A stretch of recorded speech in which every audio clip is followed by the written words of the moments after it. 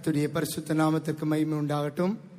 அருமையான இந்த தாம்பரம் கன்வென்ஷன் முதல் நாளிலே தேவனுடைய நாமத்தை மகிமைப்படுத்தும்படியாக தேவன் அருமையாக கொடுத்த இந்த நேரத்துக்காக கர்த்தரை நன்றியோடு ஸ்தோத்தரிக்கிறேன். நான் ஆண்டவராய் இயேசு கிறிஸ்துவை அறியாத, தேவனை அறியாத, இயேசுவை பற்றி கேள்விப்படாத இந்து குடும்பத்திலே பிறந்து வளர்க்கப்பட்டவன். தேனி மாவட்டத்திலே தேனி என்கிற சிட்டியிலிருந்து 16 கிலோமீட்டர் தொலைவில் இருக்கிற குச்சனூர் என்கிற ஒரு கிராமத்திலே ஒரு விவசாயம் செய்யக்கூடிய குடும்பத்தில் பிறந்து வளர்க்கப்பட்டவன். முற்றிலுமாக இயேசுவை பற்றி சரிவர கேள்விப்படாதவனாக, தேவன் உண்மையான தேவன் இயேசுதான் என்பதை அறியாதவனாக இருந்தவன். சிறுவயது முதற்கொண்டே பக்தி உள்ளவனாய், உலக ரீதியாக அநேக பக்திகள், பக்தி மார்க்கங்கள், வழிபாடுகள் இருக்கிறது. அந்த அடிப்படையிலே மூதாதையர்கள், பெற்றோர்கள் காட்டி கொடுத்த தெய்வங்களை வணங்கி கொண்டு பல புண்ணிய ஸ்தலங்களுக்கு பாத யாத்திரையாக செல்வது, பல பூஜைகளை செய்வது, விசேஷமான யாகங்களை நடத்துவது, பல சாமியார்களை சந்திப்பது, எப்படியாவது ஒரு விசேஷமான, ஒரு விவேகமான, ஒரு பக்தியான, ஒரு தெய்வீகமான ஒரு மனிதனாக உலகத்தில் காட்சியளிப்பதோடு வாழ்ந்து காட்ட வேண்டும் என்கிற நோக்கத்தோடு அப்படியாக நான் கிரியை செய்து கொண்டிருந்தேன். அதே சமயத்தில் உண்மையான தேவன் யார் என்பது அறியப்படாத ஒரு விஷயமாக இருந்தது. எத்தனையோ என்னுடைய பெற்றோர்கள், மூதாதையர்கள் வழிபட்டு வந்த தெய்வங்களை நானும் வழிபட்டு வந்தேன். நான் ஒரு இயேசுவை அறியாத குடும்பத்திலே பிறந்து வளர்க்கப்பட்ட போதிலும்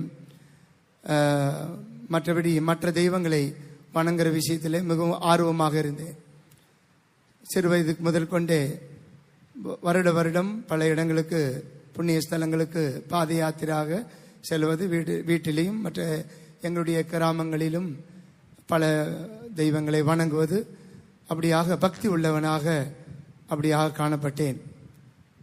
ஒரு குறிப்பிட்ட வாலிப வயது வந்தபோது எல்லா மனுஷருக்குள்ளே சராசரி வரக்கூடிய எல்லா பாவங்கள், கெட்ட பழக்க வழக்கங்கள், இப்படியாக என் ஜீவியம் மாற்றப்பட்டு விட்டது. வேதத்திலே ரோமர் 7ஆம் அதிகாரத்தில் சொல்லப்பட்டிருக்கிறது, விரும்புகிற நன்மையை நான் செய்யாமல் விரும்பாத தீமையை செய்கிறேன் என்று பவுல் எழுதியிருக்கிறார். அதுபோல நன்மை செய்ய வேண்டும் என்கிற விருப்பம் எனக்குள் இருந்தது.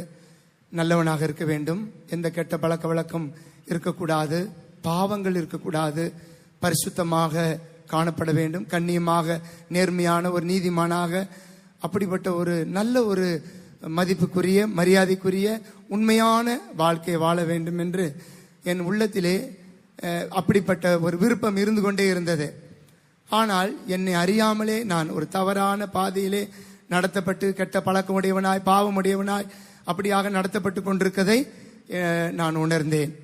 அப்படியானால் நம்ம எத்தனையோ தெய்வங்களை வழிபட்டு கொண்டிருக்கிறோம், உண்மையான ஒரு நீதிமானாக வாழ வேண்டும் என்று விரும்புகிறோம், ஆனால் செய்ய முடியவில்லை, சமாதானம் இல்லை, சந்தோஷம் இல்லை.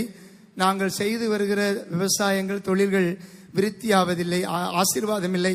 பொதுவாக அந்த தேனி மாவட்டத்தில் எல்லா இடத்திலும் திராட்சை தோட்டங்கள் தான் அதிகமாக இருக்கும். திராட்சை தோட்டங்கள் இந்த ஏரியாவில் இல்லை. அந்த ஏரியாவில் பூராமே அதிகபட்சமாக திராட்சை தோட்டங்கள் இருக்கும். திராட்சை தோட்டங்களை விவசாயம் பண்ணுவது என்பது அதிகமாக பண தேவை உள்ளதான ஒரு பயிராக இருக்கிறது. அது சுமார் 1.25 வருஷத்துக்கு பிற்பாடு தான் பலனை பெற முடியும். அதுக்கு முன்னதாக நிறைய செலவழிக்க வேண்டியதாக இருக்கும். அதுக்கு நிறைய பண தேவைகள் இருக்கிறது. அதுக்கு கவர்மெண்ட்ல, பேங்க்ல லோன் எல்லாம் தருவாங்க. அந்த லோன் எல்லாம் வாங்கி இப்படி விவசாயம் பண்ணியிருந்தோம்.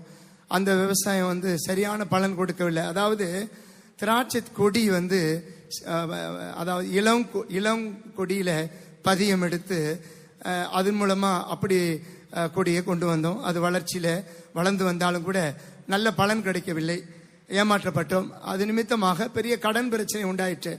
ரோட்டு பக்கம் நடக்கவே முடியாது. ஏராளமா ஜனங்கள் எங்களுக்கு விரோதமாக கிரியை செய்ய ஆரம்பித்தார்கள். பலவிதமான கடன் பிரச்சனை நிமித்தமாக ரொம்ப துக்கமாக, சமாதானம் இல்லாமல் ஜீவித்துக் கொண்டிருந்தோம். இதுக்கிடையில கெட்ட பழக்கமும் பாவமும் அப்படியாக இருந்தோம். பரிசுத்தமான ஒரு வாழ்க்கை வாழணும் என்று எதிர்பார்த்தாலும் அது முடியவில்லை. என்னை அறியாமலே ஏதோ ஒரு வல்லமை என்னை கட்டுப்படுத்தி தவறான பாதையிலே திருப்பி கொண்டிருக்கிறதை நான் உணர்ந்து கொண்டிருந்தேன். என் உறவினர் ஒருவர் குடிப்பழக்கத்திலே கட்டப்பட்டவராக தினமும் குடித்து விட்டு எங்கேயாவது விழுந்து கிடப்பார். நாங்கள் போய் அவரை தூக்கி கொண்டு வந்து வீட்டில் போடுவது வழக்கமாக இருந்தது. அப்ப திடீரென்று அவர் வீட்டுக்கு நான் செல்வதை நிறுத்திவிட்டேன். திடீரென்று கேள்விப்பட்ட போது அவர் குடிப்பழக்கத்திலிருந்து விடுதலையாகி பரிசுத்தமா இருக்கிறார் என்று சொல்லி கேள்விப்பட்டேன். அப்படியானால் அவரை போய் விசாரிக்கலாம் என்று சொல்லி அவருடைய வீட்டுக்கு சென்று, நீங்கள் எப்படி இந்த குடிப்பழக்கத்திலிருந்து விடுதலையாக்கப்பட்டீர்கள் என்று நான் அவரை விசாரித்தேன். அவர் சொன்னார், ஆண்டவராய் இயேசு கிறிஸ்துவை நான் ஏற்றுக்கொண்டேன். இயேசு கிறிஸ்து தான் இந்த குடிப்பழக்கத்திலிருந்து என்னை விடுதலை ஆக்கினார் என்று சொன்னார். அது எப்படி இயேசு வந்து உங்களை தொட்டார், அது எப்படி உங்களை விடுதலையாக்க முடிந்தது என்று நான் அவரிடத்துல கேள்வி கேட்ட போது அவர் சொன்னார், என்னுடைய மனைவி எனக்கு தெரியாமலே அவங்க சத்துணவு டீச்சராக வேலை செய்யக்கூடியவர்கள், அந்த அடிப்படையிலே இதை பழக்கப்பட்டவர்கள், கிறிஸ்தவர்களா பழகி அது நிமித்தமா இயேசுடைய வார்த்தையை சுவிசேஷத்தை கேட்டு இயேசு ஏற்றுக்கொண்டு ரகசியமாக ஆண்டவரை தேடி ஜெபம் பண்ணி கொண்டு இருந்திருக்கிறார்கள். அந்த ஜெபத்தை கேட்ட தேவன் திடீரென்று ஒரு நாள் இரவு அவரை போதை மதுபானம் அறிந்து விட்டு வீட்டில் வந்து படுத்திருக்கிறார். 9 மணிக்கு சுமார் ஒரு முறை போதையை சாப்பிட்டாருன்னா ஒரு 4 வரைக்கும் அந்த போதை இருக்கணும். ஆனால் இவர் 9 மணிக்கு தன் மதுபானம் குடித்து விட்டு வீட்டில் படுத்துட்டார். கொஞ்ச நேரத்தில் வந்து யாரோ அவர் அடிக்கிறது போல உணர்ந்தார். எழும்பி பார்த்தார், ஒருவருமே இல்லை. அப்போ அவங்க மனைவியும் இல்லை, யாருமே இல்லை.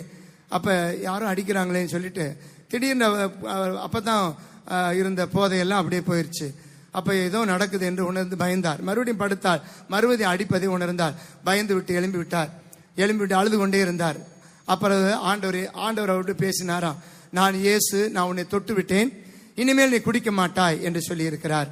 அவர் இரவெல்லாம் அழுது கொண்டே இருந்து காலையிலே ஒரு பைபிள் அங்கே இருந்திருக்கு, மறைத்து வைக்கப்பட்ட பைபிளை எடுத்துக்கொண்டு ஒரு சபைக்கு சென்று இரவு நடந்த சம்பவத்தை கூறவே, அப்படியாக கிறிஸ்துவுக்குள் தானாகவே அந்த மனைவியுடைய ஜெபத்தை கேட்டு வழிநடத்தப்பட்டதாக என்னிடத்துல கூறினார். அப்ப நான் சொன்னேன், ரைட்டு, நீங்க திருந்துட்டீங்க, பரிசுத்தமாக்கப்பட்டுட்டீங்க, இனிமேல் இதோட நீங்க விட்டுட்டு நல்லவராகவே இருக்கலாம். அதுக்காக போய் நம்முடைய ஜாதி இதெல்லாம் விட்டுட்டு நீங்க இயேசு அப்படி இப்படி சொல்லி கொண்டு போகக்கூடாது என்று சொல்லி நான் அவரை எச்சரித்து விட்டு வீட்டுக்கு வந்து விட்டேன். பிற்பாடு வீட்டில் வந்து நண்பரெல்லாம் கூட்டி சேர்த்து உறவினர் ஒருத்தர் குடி பழக்கத்தில் விடுதலையாக்கப்பட்டு இயேசுதான் தெய்வம் என்று சொல்றார். அப்ப நம்ம இத்தனை வருஷமா எத்தனையோ தெய்வங்களை கும்பிடுகிறோம், பாத யாத்திரை போகிறோம், அப்படி எல்லாம் செய்யறோம். ஆனபடி நம்முடைய தெய்வம் தான் உண்மையான தேவன் என்று இயேசுடைய உதவி இல்லாமலே குடிப்பழக்கத்திலிருந்து மற்ற கெட்ட பழக்கத்திலிருந்து பாவத்திலிருந்து விடுதலையாக்கப்பட்டு பரிசுத்தமாய் கண்ணியமாய் ஒரு மனுஷன் வாழ முடியும் என்று நாம் நிரூபிக்கலாம் என்று என்னுடைய நண்பர்களை கூட்டி சேர்த்தேன். நான் சொல்ற சம்பவம் 25 வருஷத்துக்கு முன்பாக, இப்ப இருக்க தோற்றத்துக்கும் பேச்சுக்கும் சம்பந்தம் இல்லை. 25 வருஷத்துக்கு வாலிப நாட்கள் நடந்த ஒரு சம்பவத்தான் உங்களுக்கு சொல்லிக் கொண்டிருக்கிறேன். அப்படி நிறைய வாலிபர்கள் நண்பர்கள் இருந்தார்கள். எல்லாரும் கூட்டினோம். தினம் அதிகாலை 4 மணிக்கு ஆற்றுக்கு செல்வோம், குளிப்போம்.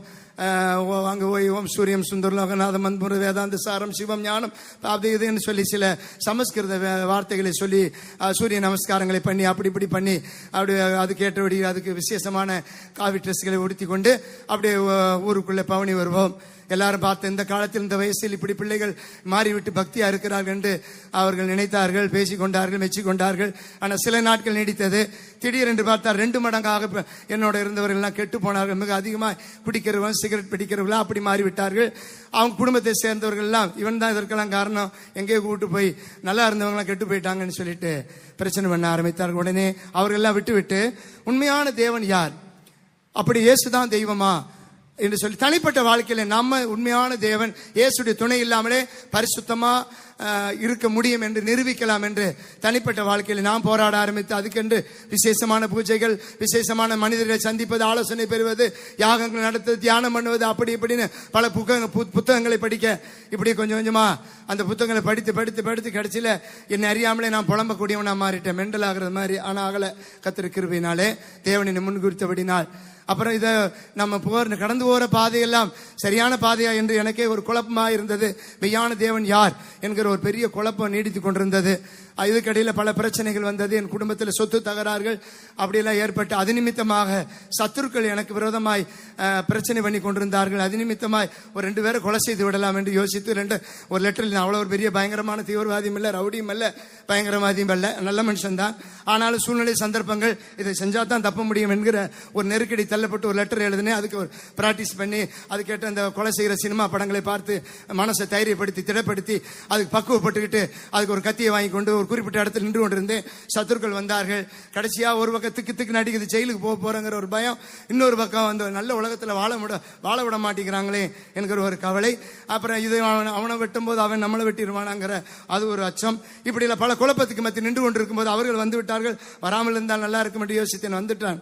வந்த பிற்பாடு சரி கடைசி ஒரு முறை சாந்தமா பேசி பார்க்கலாம் என்று சொல்லிட்டு கத்தி சைக்கிள் எல்லாம் மறைச்சு வச்சுட்டு, நான் இப்படி நீதியாக இருக்கிறேன், நீங்க இப்படி அநியாயம் பண்ணி கொண்டே இருக்கிறீர்கள், எனக்கு ரொம்ப துக்கமா இருக்கிறது, என்னை நல்லவனா இருக்க நீங்கள் விட மாட்டேன் என்கிறீர்கள் என்று சொன்னபோது அவங்க வழக்கம் போல சண்டைக்கு வர ஆரம்பிச்சாங்க, பிரச்சனை பண்ண ஆரம்பிச்சாங்க.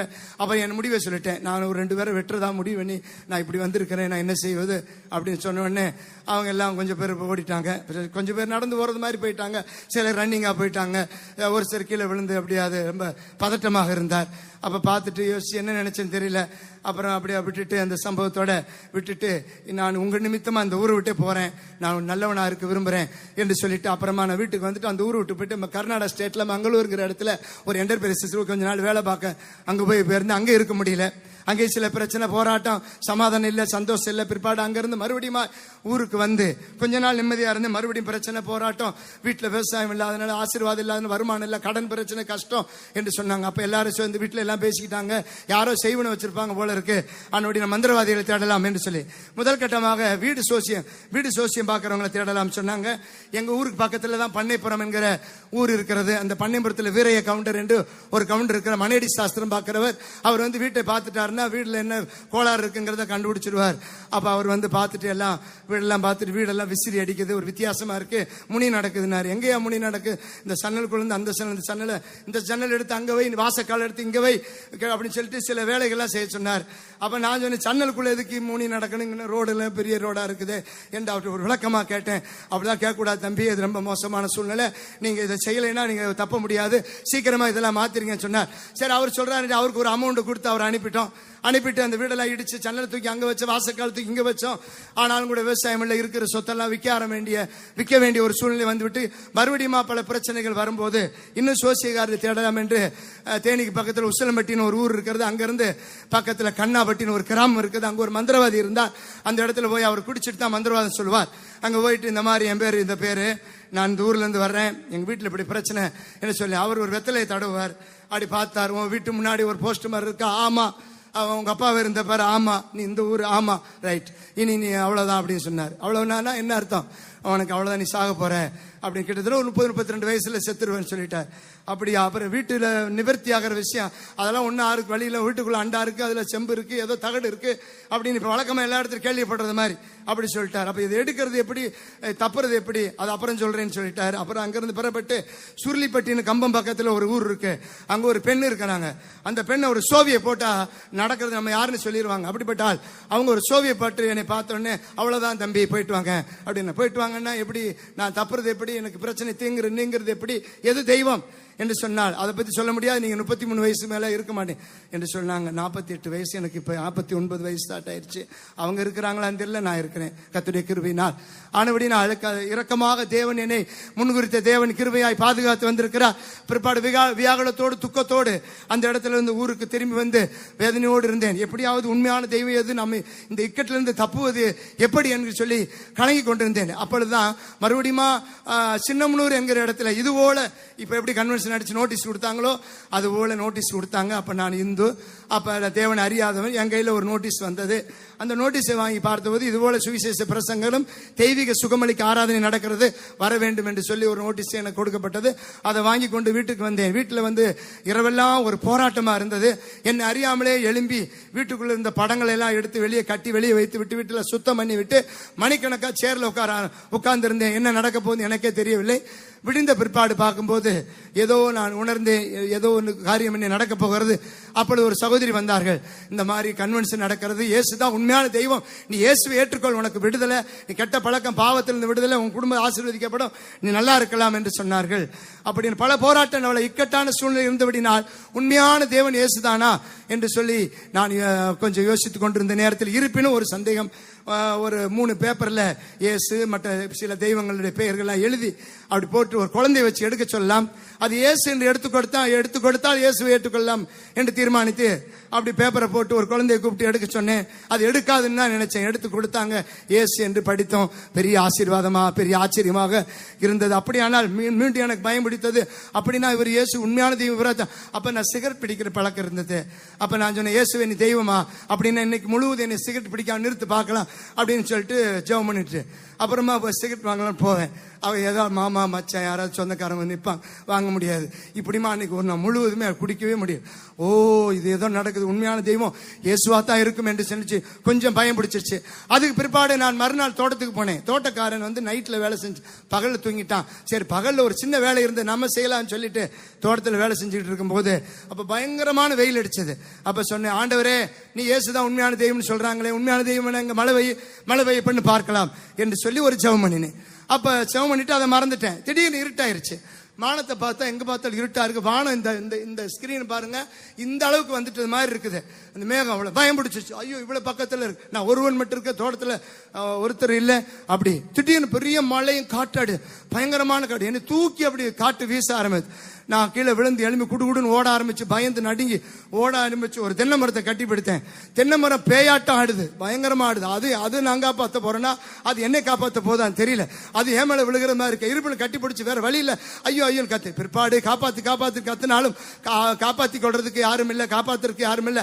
அவங்க தன்னை காப்பாத்துறதுக்கு ஓடிக்கொண்டிருக்கிறான். அவ்வளவு பயங்கரமான காற்று மழை.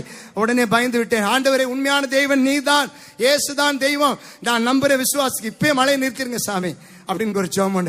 டக்குன்னு மழை நிறுந்துச்சு. தப்பிச்சம் பழச்சுன்னு சைக்கிள் எடுத்துட்டு ஊருக்குள்ள ஒரே பேச்சு. ஏன் எப்படி மழை வந்தது? எனக்கு மட்டும்தான் அந்த பதில் தெரியும்.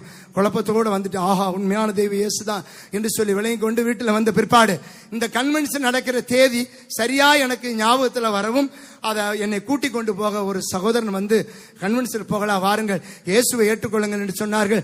அந்த அடிப்படையில் 1992 ஆண்டு ஜூன் மாசம் 2ஆம் தேதி மாலையிலே சின்னமுனூர் என்கிற இடத்துல இதுபோல சுவிசேஷ கூட்டத்தில் இப்படி உட்கார்ந்து இருந்தேன்.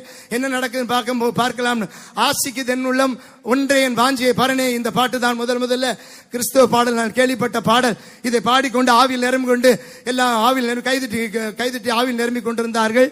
கூட்டம் முடிந்த பிற்பாடு எல்லாரும் என்னை கேட்டார்கள், எங்க இருந்து வந்திருக்கிறீர்கள், உங்களுக்கு என்ன பிரச்சனை, ஜெபம் பண்ணலாம் என்று சொன்ன போது குடும்பத்தில் ஆசீர்வாதம் இல்லை, பல சமாதானம் இல்லை, செய்வன இப்படி பல போராட்டங்கள் இருக்கிறதாக நான் உணர்கிறேன். ஆனபடினால் அது நிமித்தமா துக்கத்தோடு வந்திருக்கிறேன். கெட்ட பழக்கம் பாவம் வைத்து விடுதலை ஆக வேண்டும் என்று அவர்கிட்ட சொன்ன போது அப்பொழுது ஊழியக்கார், எங்களை போன்று இருக்கிற ஊழியக்கார் அங்க இருந்தவர்கள் எனக்கு தலையில கை வச்சு ஜெபம் பண்ணினார்கள். அப்புறம் ஜெபம் பண்ணி வீட்டுக்கு போகும்போது ஒருவர் அங்க ஸ்மோக் பண்றாரு. அந்த புகையை என்னால சுவாசிக்க முடியல.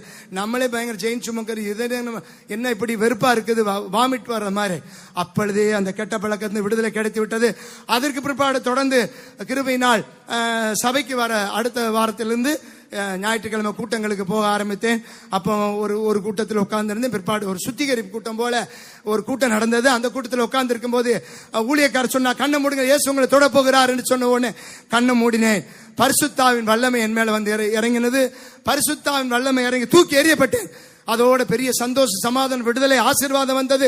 அதற்கு பிற்பாடு செய்த விவசாயங்கள் ஆசீர்வதிக்கப்பட்டு கடன் பிரச்சனை நீக்கப்பட்டு பெரிய ஆசீர்வாதத்துக்கு உள்ளாக்கப்பட்டு தொடர்ந்து கர்த்தரை தேடிக்கொண்டு மறுவாரம் ஞானஸ்தானம், மறுநாளே ஞானஸ்தானத்தை எடுத்துக்கொள்ளத்தக்கதாக தேவன் எனக்கு உதவி செய்தார். இப்படி எல்லா சத்தியங்கள், அடிப்படை சத்தியங்கள் நிறைவேற்றப்படவே சில வருஷங்கள் சபைக்கு போய் வந்து கொண்டிருக்க நேரத்திலே அப்புறம் எல்லா வீட்டில் இருக்க திருமணம் பண்ணிக்கொள்ளுங்கள் என்று சொன்னார்கள். இனி எல்லாரும் அதைத்தானே செய்ய வேண்டும் என்று சரி என்று அதற்கு ஒத்துக்கொண்டு அதுக்கு வேண்டிய காரியங்களை யோசித்துக் கொண்டிருந்த நேரத்தில் ஒரு நாள் இரவு நைட்டு தூங்கி கொண்டு சொப்பனத்தில் ஆண்டவர் பேசினார். 1 நாளாகமம் 22ஆம் அதிகாரம் 11-12 வசனத்திலே ஆண்டவர் பேசினார். அது அந்த பேசின வசனம் மறுநாள் என்னை போல இந்த ஊழியக்காற்று போய் இப்படி இந்த வார்த்தை என்னோடு பேசிக்கொண்டே இருக்கிறது என்று அவர்கிட்ட சொன்னவர். அவர் சொன்னார், உன்னை கர்த்தர் ஊழியத்துக்கு அழைக்கிறார். இப்ப இந்த ட்ரெஸ் பாருங்க, இது போல சாமியாராகும்படி அநேகருக்கு ஊழியம் செய்யும்படி இந்த ஊழியத்துக்கு அழைக்கிறார் என்று சொல்லி அவர் சொன்னார். அப்படியா, அப்படி நான் ஊழியத்துக்கு வரலாம் என்று சொன்னார். அப்ப அதுக்கு பிற்பாடு இந்த ஊழியம் கல்யாணம் ஆகாமல் வீட்டை விட்டுட்டு வந்து செய்வது என்பது கடினமாக தோன்றிட்டு இது நிமித்தமாக கொஞ்சம் யோசித்தேன். ஆனால் கர்த்தர் என்னை கைவிடாமல், நான் விரும்புறதை செய்ய விடாமல், நான் செஞ்சதெல்லாம் வாய்க்க விடாமல் தடை பண்ணி அப்படியாக தேவன் பக்குவமாக பத்திரமாக எந்த ஒரு தீமை வராமல் பாதுகாத்து 1997 வருஷத்திலே மதுரையிலிருந்து இந்த விசேஷமான விவேகமான இந்த மகிமையான அருமையான இந்த ஊழியத்துக்காக கிருபை இரக்கமா இந்த ஏழையை வேறு விரித்தார். அந்நாள் வரையிலிருந்து இந்நாள் வரைக்குமாக பரிசுத்தவானுடைய பாதத்திலே இந்த அருமையான ஊழியத்தை செய்யத்தக்கதாக தேவன் எனக்கு உதவி செய்கிற அருமையான நண்பனே, இந்த சத்தத்தை கேட்டுக்கொண்டிருக்கிற சகோதரனே சகோதரியே, எல்லாவற்றையும் ஆராய்ந்து பார்த்து எப்படியெல்லாம் ஆராய முடியுமோ எல்லாவற்றையும் ஆராய்ந்து பார்த்த பிற்பாடு மெய்யான தேவன் இயேசு என்பதை விளங்கி பிடித்துக் கொண்டு ஜீவன் தப்ப ஓடி வந்து என் ஆத்மாவை தப்புவித்துக் கொண்டு பரிசுத்தமாக மகிமையாக இந்த ஊழியத்தை செய்யும்படியாய் நான் கிரியை செய்ய தேவன் எனக்கு உதவி செய்கிறார். சந்தோஷமான வாழ்க்கைக்குள்ளே நான் கடந்து கர்த்தருக்காக கிரியை செய்து கொண்டிருக்கிறேன். நீ சந்தேகப்பட வேண்டாம், காலதாமதம் பண்ண வேண்டாம். இந்த சத்தத்தை கேட்கிற மாத்திரத்திலே இந்த நிமிஷத்திலே இயேசுவுக்கு உன் இருதயத்தை ஒப்புக் கொடுத்தார். கர்த்தர் தொடுவார். உன்னை ஆட்டி படைக்கிற வியாதியின் வல்லமைகள், வியாகுலத்தின் ஆவிகள், குடும்பத்துக்கு விரோதமாக போராடுகிற வல்லமைகள் தகர்க்கப்பட்டு விடுதலையாக்கப்பட்டு ஆசீர்வதிக்கப்படுவாய். பரலோக ராஜ்யத்திலே சென்று சேருவாய் என்று சொல்லிக்கொண்டு என் சாட்சியை முடிக்கிறேன். கர்த்தருடைய பரிசுத்த நாமத்துக்கு மகிமை உண்டாகட்டும்.